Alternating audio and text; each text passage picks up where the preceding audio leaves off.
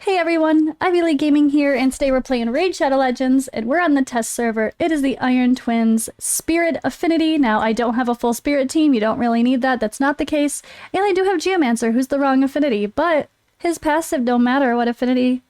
His passive don't matter. His passive don't care what affinity it is. Also, he can place his debuffs for his weaken and his HP burn, so we don't worry about affinity there either.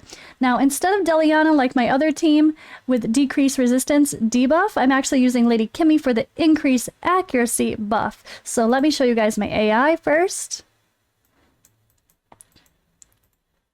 We are going to start with Lady Kimmy actually trying to land this decreased speed and decrease accuracy. This is not high enough accuracy to guarantee that. You do need 555 accuracy to kind of be in the sweet spot there for this stage 15 boss, but seems to be okay. Honestly, I'm surprised at how often it lands. I think it's because she's strong affinity. I'm surprised it actually lands like every time. I don't think it's failed for me this team yet, so let's hope it doesn't start. But then what's going to happen here is so first turn, Lady Kimmy is going to lead with the decreased speed. That'll make the boss not go as often. You also can do a different strategy where you allow the boss to, you intentionally want the boss to boost, so he just keeps hitting you, and you proc Geomancer's passive, and you can rack up more damage and kill the boss quicker. But that's a little bit different strategy than what I'm using here. I'm trying to have it a little bit more steady tuned with Helicath, keeping up the shield or block damage buffs for protection. So maybe I'll try that other strat in the future, but for now this one is what I want to showcase first.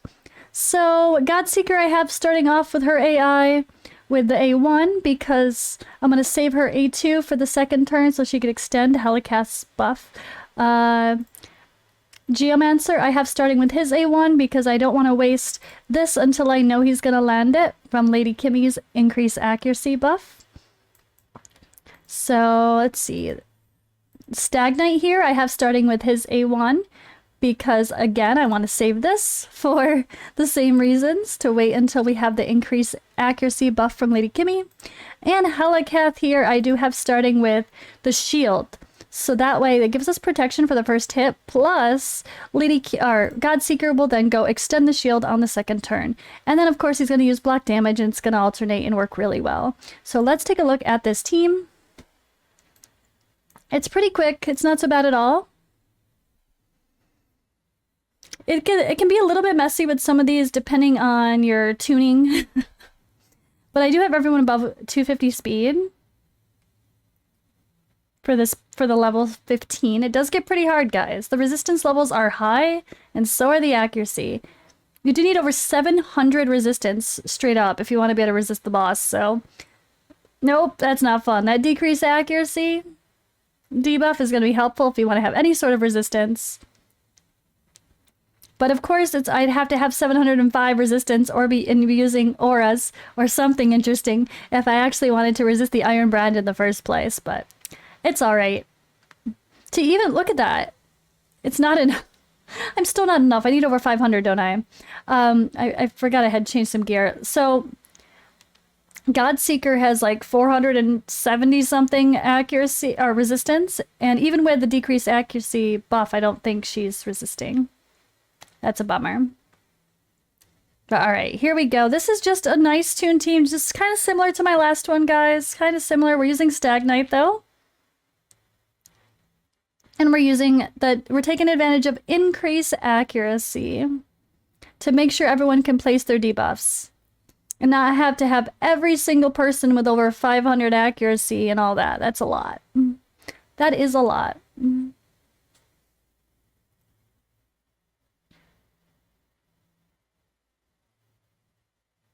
So you see the resistances when...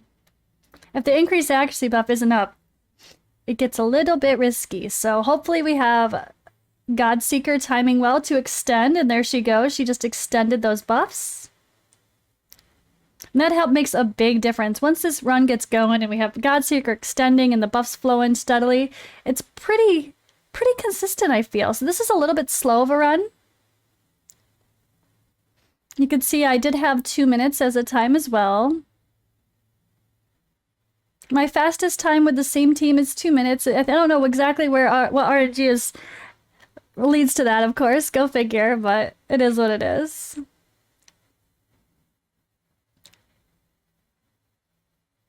There's that extend again. Oh, it's so good. I love Godseeker. If you don't have Godseeker, you could probably get away with Anchorite. They have healing and buff extension. Plus, they enable your damage dealers with the A3.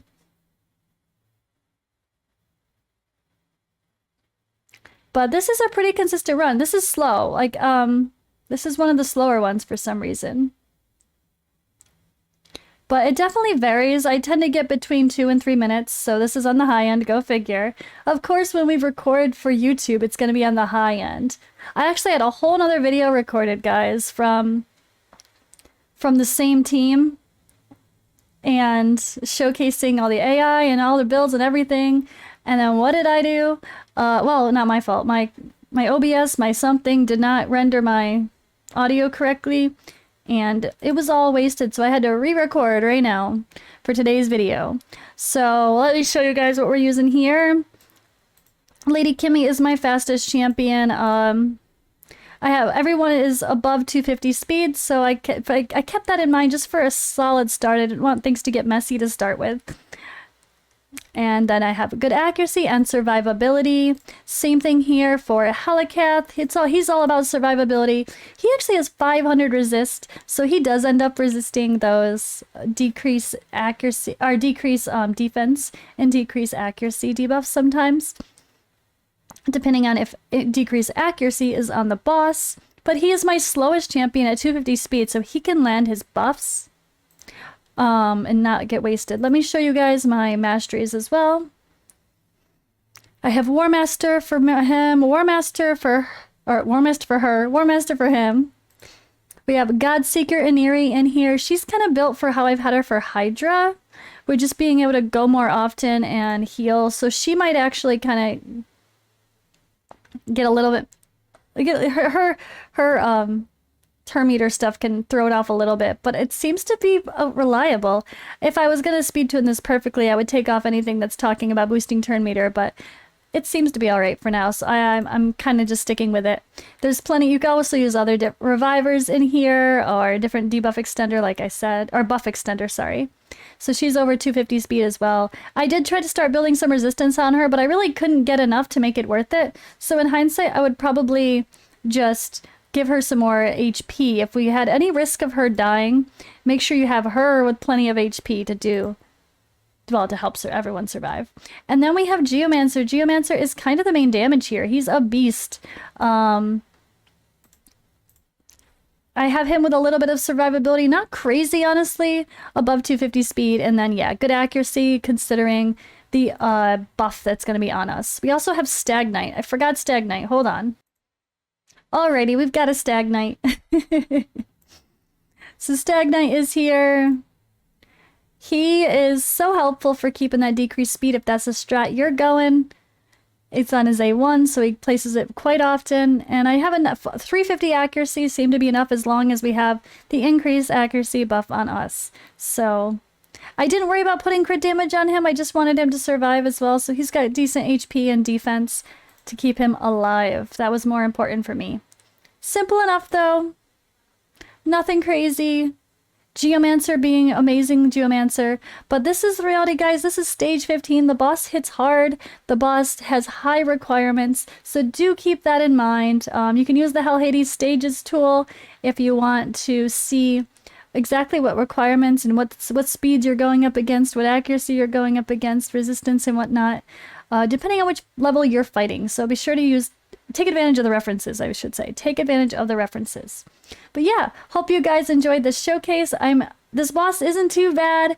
It's interesting, that's for sure. But I think at the very least, everyone can farm somewhere, right? Even my low-level account can farm some low stages, so it's not too bad. But yeah, thank you guys for watching. I'll see you in the next video, and I will try to showcase more variations for fighting the Iron Twins.